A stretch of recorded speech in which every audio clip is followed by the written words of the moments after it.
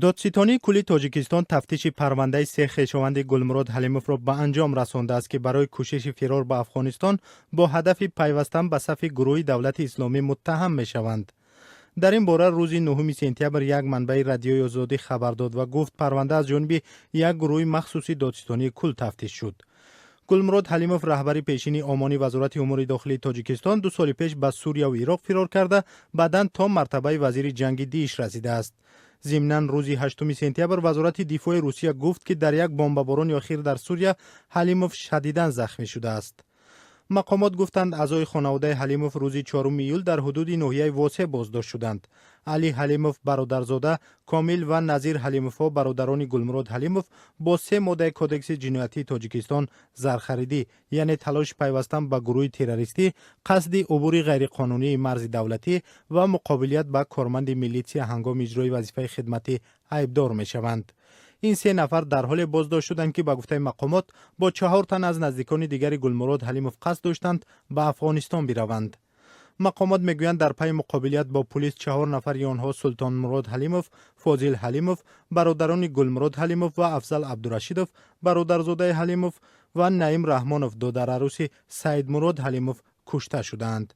انور حسینوف کارمند ریاست کارهای داخلی شهر دوشنبه در این عملیات زخمی شده بود. تا حال موقع خود بازداشت شده ها و گمانبران به این قضیه معلوم نیست و تصدیق درستی اتهام ضد آنها هم امکان ندارد. همه گمانبران از لحظه اول بازداشت در حبس به سر میبرند. خویشاوندان دیگر حلیموف در زادگاهش در ایفانی ورزا به رادیو آزادی گفتند که مردان خانه آن روز 2 ماشین شده برای مردیکاری به ناحیه ایسار رفتند.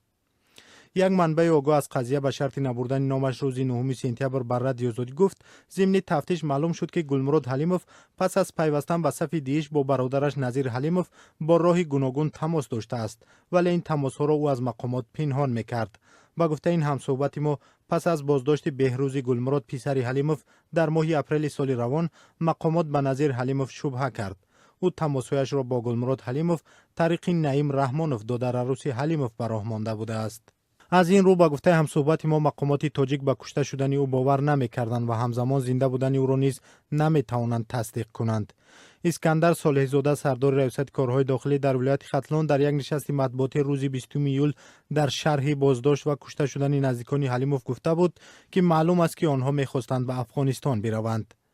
او گفته بود که به خاطر خلل نرساندن به جریان تفتیشات نه همه جزئیات پرونده آشکار می شود ولی تاکید کرد که مقصد این گروه از اول معلوم بود. تفتیش پرونده خویشان حلیموف در حال به آخر رسید که 8 سپتامبر وزارت دفاع روسیه خبر داد بر اثر حمله هواپیماهای جنگی در منطقه در اوزار گلمراد حلیموف جراحت مرگبار برداشته است.